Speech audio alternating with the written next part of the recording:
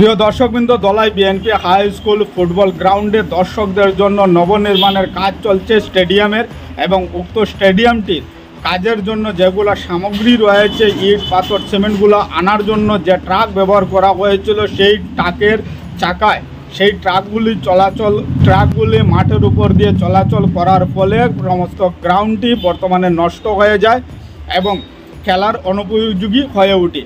এই মর্মে স্থানীয় জনসাধারণ এবং এনজিওর কর্তৃপক্ষগণ তীব্র প্রতিবাদ জানান এবং কর্তৃপক্ষের কাছে আবেদন রাখেন আগামী দিনে সুন্দরভাবে মাঠটিকে ঠিক করে না দেওয়া হয় ততক্ষণ উক্ত নবনির্মাণের কাজগুলো বন্ধ থাকবে।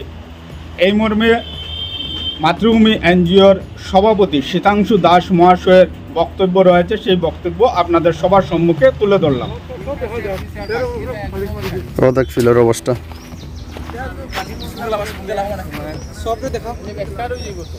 ত্রিভূমি সামাজিক সংস্থার থেকে এখানে আমরা সবাই সদস্যরা উপস্থিত হয়েছি।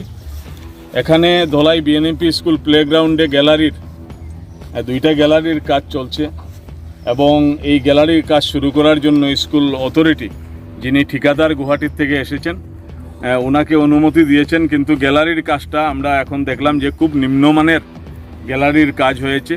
সেইগুলা আমরা ভিডিওতে আপনাদেরকে দেখাবো।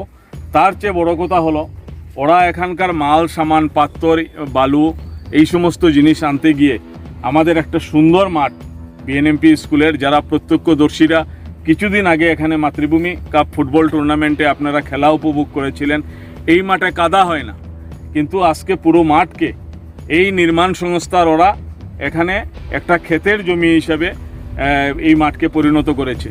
আমরা সম্পূর্ণভাবে এই নির্মাণ সংস্থার উপর আমরা ধিক্কার জানাই। আমরা কাছাড়ের জেলাশাসক এবং দলাই কো ডিস্ট্রিক্টে আমরা কমপ্লেন করব, স্কুল অথরিটিকে জানিয়েছি।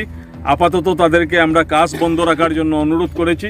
25 তারিখের পর থেকে আমাদের এখানে এমএলএ কাপ শুরু হবে। এই এমএলএ কাপের আগে এই নির্মাণ সংস্থার যারা আমাদের এই মাঠটিকে নষ্ট করেছে, তারা যাতে খুব শীঘ্র মাঠটাকে আবার পুনরায় আমাদেরকে নির্মাণ করে দেয়। আমি খুব ভালোভাবে তাদের কাছে আবেদন রাখছি।